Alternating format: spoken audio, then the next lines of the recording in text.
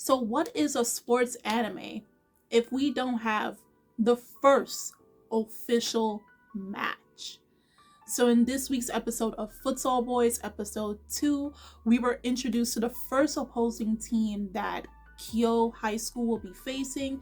They go by the name of Aldebert Gakuen, and it's a school that's made up of practically rich kids.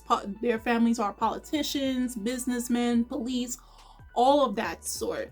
So after they finished their match against the other school, like the guys that were bullying them, they managed to win due to, and I said before in the first episode, first impression video, it gave me Kuroko and Prince of Tennis vibes, with that, exaggeration and abilities and everything. So Haru did like a 180 spin kick, gave it a name, and managed to get them that extra point. So we have where the captain from Aldebert named Lewis, he comes and he's like, that was a disappointing display of what you guys are capable of. Come to find out by the end of the episode that Lewis was a former teammate of Tsukioka, because both Tsukioka, Lewis, and Tennoji were all on Japan's under 18 team that went to Spain, if I remember correctly, the year prior to current time. So they were all on the same team, so they all know each other's abilities, techniques, and all of that sort.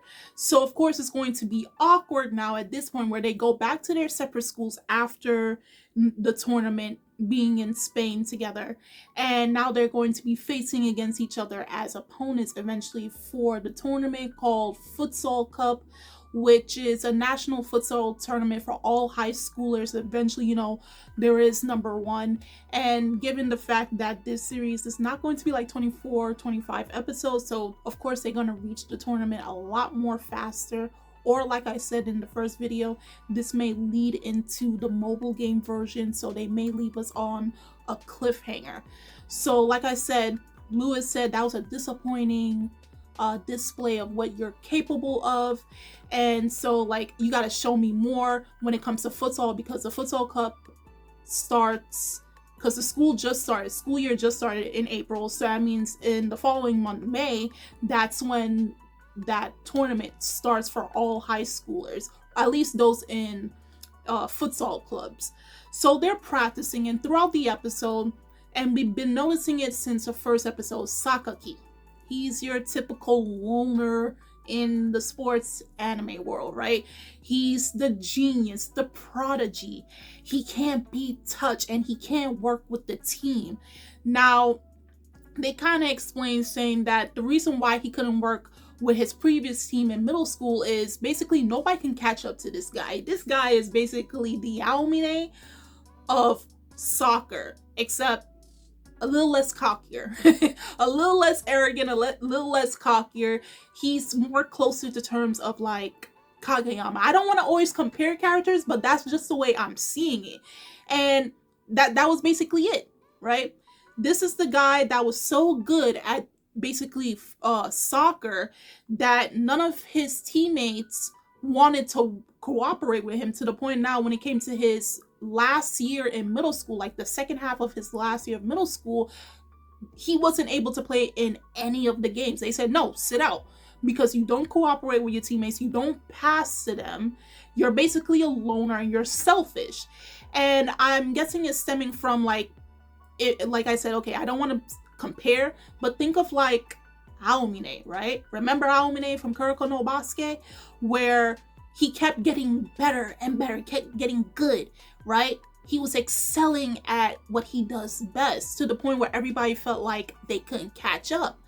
And he loves the sport, and obviously you can tell this character loves the sport so much, but because people can't keep up with him, people couldn't catch his passes, he felt disappointed. So what did he decide to do? Play for himself, be a lone player in a team play sport. That's basically Sakaki, but he has a more distant type of personality, right? So we have where Haru is like, I'm going to prove to you that I can catch your passes. Don't doubt me yet. Don't count me out. Just because of what you were suffering in middle school, you're going to come in here in high school and do the same type of thing. So the most impressive thing about their captain is he decided to make a gameplay, how they should strategize in terms of like going forward, especially going into Futsal Cup, which will be happening in a month. Well, actually, the next episode is going to start in the next episode, so a whole month will pass by the time episode 3 drops next week.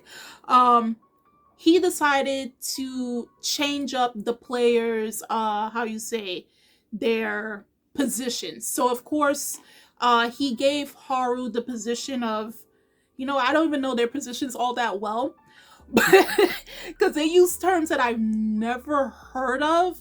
So if you are someone that plays or understands the game of futsal, soccer, please tell me what ala or pivot. I'm guessing pivot is like center.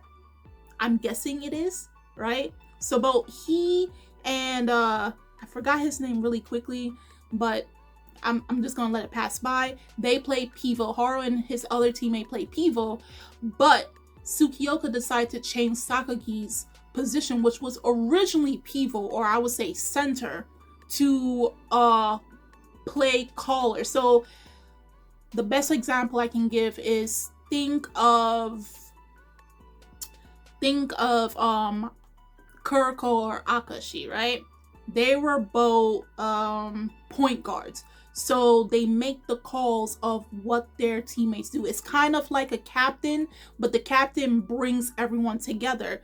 But what a point guard does is they have a keen eye on their players, on their team, and also towards the other team, the opposing team, and they make the call. They tell when to give the ball or when not to give the ball, which player is open in that type of sort. So they have to have a discerning eye. They have to be the highest player, keen player on the team.